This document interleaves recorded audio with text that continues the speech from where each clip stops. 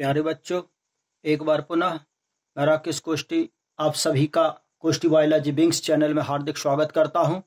आज हम पढ़ने जा रहे हैं ह्यूमन रिप्रोडक्शन के अंतर्गत similarities of spermatogenesis and oogenesis, dissimilarities of spermatogenesis and oogenesis, साथ ही significance of spermatogenesis and oogenesis, अर्थात शुक्राणु जनन और अंडाणु जनन में समानताएं, असमानताएं और इन दोनों का महत्व। तो पूर्व वीडियो में जैसा कि हमने पढ़ा था कि जो गैमेटोजेनेसिस होती है कि जैसे मानव एक लिंगी प्राणी अर्थात इसमें मेल एंड फीमेल अलग अलग होते हैं, तो जो ह्यूमन मेल रहता है उसका जो रिप्रोडक्टिव ऑर्गन है वो टेस्टिस है।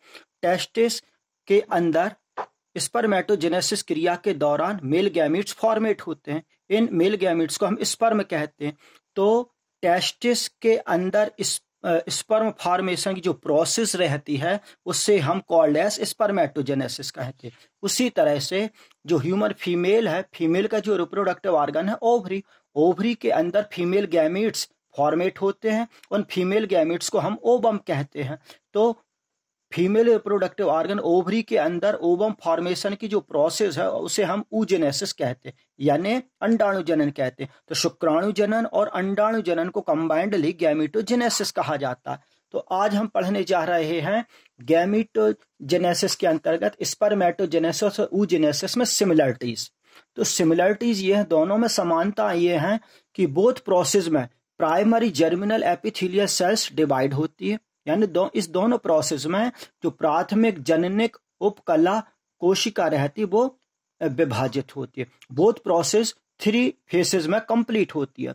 फर्स्ट फेज है फेज ऑफ मल्टीप्लिकेशन यानी गुणन प्रावस्था, सेकंड है फेज ऑफ ग्रोथ यानी वृद्धि प्रावस्था, और थर्ड है फेज ऑफ मैच्योरेशन यानी परिपक्वन प्रावस्था।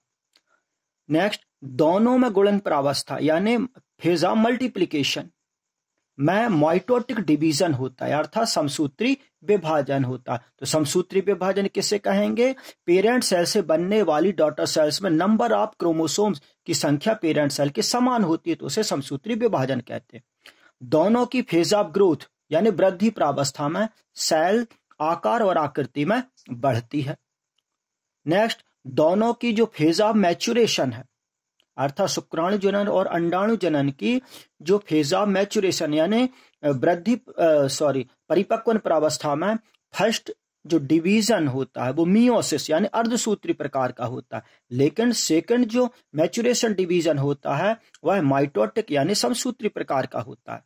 साथ ही दोनों ही क्रियाओं में यानी स्पर्मेटोजेनेसिस और oogenesis दोनों क्रियाओं के अंत में हैप्लॉइड गैमीट्स फॉर्मेट होते हैं। तो हैप्लॉइड गैमीट्स कौन से हुए? स्पर्मेटोजेनेसिस क्रिया के दौरान स्पर्म का फॉर्मेशन होता है और oogenesis क्रिया के दौरान अंडाणु का फॉर्मेशन होता है। इस तरह से दोनों क्रियाओं में ये सिमिलरिटीज है। अब हम पढ़ने जा रहे हैं डिससिमिलरिटीज ऑफ स्पर्मेटोजेनेसिस एंड oogenesis। तो डिससिमिलरिटी दोनों में क्या, जैसे शुक्राणु जनन में यानी स्पर्मेटोजेनेसिस में एक स्पर्मेटोसाइट से 4 स्पर्म फॉर्मेट होते हैं यानी 4 शुक्राणु बनते हैं। इसी तरह से अंडाणु जनन में केवल एक oocyte से ओनली 1 ओवम फॉर्मेट होता है। तो स्पर्म और ओवम ये मेल एंड फीमेल गैमेट्स कहलाते हैं। स्पर्मेटोजेनेसिस में पोलर बॉडीज नहीं बनती, जबकि oogenesis में 2 से 3 पोलर बॉडीज बनती हैं, और ये बनने वाली जो पोलर बॉडीज रहती हैं वो टोटली समाप्त हो जाए, डीनेचर्ड हो जाती हैं। स्पर्मेटोजेनेसिस में सभी डिवीजन्स समान होते हैं, जबकि अंडाणु जनन में थर्ड स्टेज असमान होती है। शुक्राणु जनन में स्पर्मेटिड्स मेटामॉर्फोसिस के बाद स्पर्म में मॉडिफाइड हो जाते हैं, यानी उन स्पर्म में उनका कायांतरण हो जाता है। oogenesis में oocyte मिलता जुलता एक ओवम फॉर्मेट करता है। अब स्पर्मेटोजेनेसिस में क्या होता है कि स्पर्मेटोजेनेसिस में स्पर्म जो बनता है वह मोटाइल होता है यानी चल होता है, मूवेबल होता है यानी गतिशील होता है, और एक्टिव होता है यानी सक्रिय होता है। साथ ही जो स्पर्म बनते हैं वह साइज में छोटा होता है लेकिन लंबा होता है। इसकी बॉडी को divided into 3 parts, head, neck and tail. जबकि oogenesis क्रिया के दौरान जो ओवम फॉर्मेट होता है वह नॉन मोटाइल होता है और इनएक्टिव होता है। साथ ही ये राउंड जो ओवम रहता है वो राउंडेड यानी गोलाकार होता है। अब हम पढ़ने जा रहे हैं सिग्निफिकेंस ऑफ स्पर्मेटोजेनेसिस। तो सिग्निफिकेंस ऑफ स्पर्मेटोजेनेसिस, तो स्पर्म का फॉर्मेशन स्पर्मेटोजेनेसिस में होता है जो फर्टिलाइजेशन में भाग लेता है। यानी स्पर्म के बिना निषेचन की हम कल्पना भी नहीं कर सकते। साथ ही number of chromosomes parent cell से घटकर आधी रह जाते।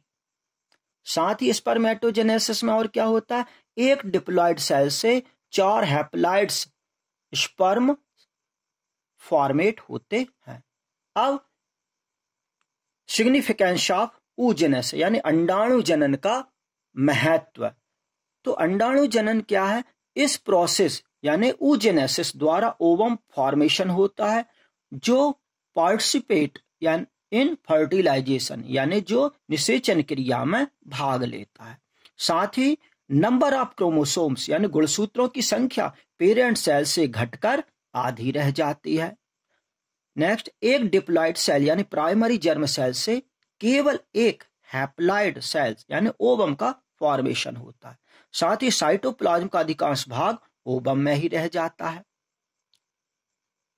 क्योंकि ओवम जो रहता है उस वो साइज में तो गोलाकार रहता है, लेकिन उसमें न्यूक्लियस छोटा रहता है और साइटोप्लाज्म की मात्रा अधिक रहती है।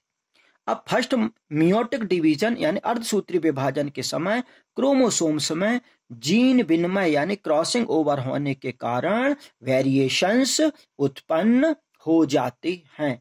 आज की इस वीडियो में इतना ही। यदि आपको मेरे वीडियोस पसंद आ रहे हैं तो प्लीज वीडियोस को लाइक शेयर करें और चैनल को सब्सक्राइब अवश्य करें। Thank you.